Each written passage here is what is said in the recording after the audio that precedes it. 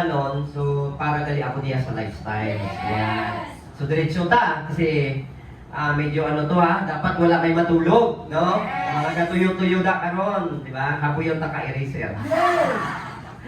So yan, so arita di subong sa part 2 to, so sa guest naton. So ito yung part 2 sir para sa negosyo to. So yan, new distributor success orientation, hindi is ang tawag dito sa amin. Okay? So yan, ito yung ladder of success na ito rin yung nakita ko na nung nakita ko to, no, nung bago nga nag-guest din ako, naging guest din ako, ito yung hindi rin ako nakapatulog sa akon, nga bisang tangla ko sa dingding, sa gyapon. No? Sino sa inyo, mamala, no?